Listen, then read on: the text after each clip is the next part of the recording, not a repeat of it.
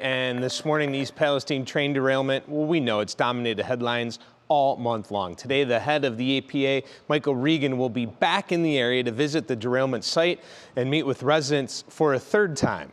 Here at home, we've learned that contaminated waste from the site is headed here to Northeast Ohio. Brianna Dahlquist is live for us this morning, has much more on exactly where that's headed. Brianna, good morning.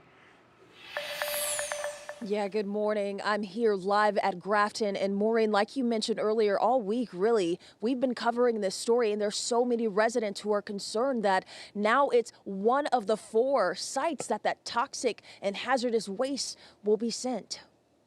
Emotions still running high in East Palestine. The most frustrating part is Norfolk Southern is making me question whether I'm a good parent. 3 weeks since the Norfolk Southern toxic train derailment, Sharice Munyung, a mother of 2, says she's feeling trapped between a sea of information and instinct. I have a 10-year-old daughter and an 8-year-old son, and are they going to, in 10 years, be diagnosed with cancer that's from this? This renewed fears comes as truckloads of hazardous waste from the site are once again on the move after the EPA temporarily paused shipments over the weekend to identify larger delivery locations. They're now being transported from East Palestine to EPA-vetted disposable sites in nearby cities, East Liverpool, Vickery, and Grafton, Ohio. The addition of these disposal locations gets us closer to having enough capacity to finish the cleanup. Officials in Michigan and Texas irate over what they say was the surprise delivery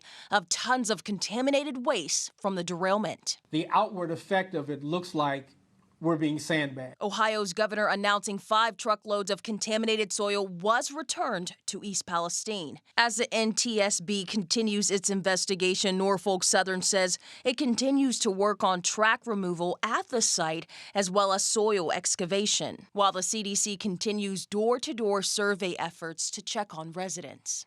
Has anyone been to your door? Not one person. And what does that tell you? That they don't care.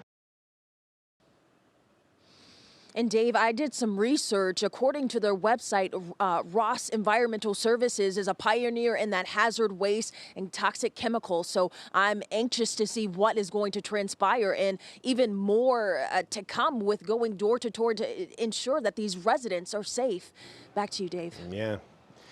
Daily, it becomes more of a story. We'll continue to follow it. Brianna, we'll see you later this morning. Thank you.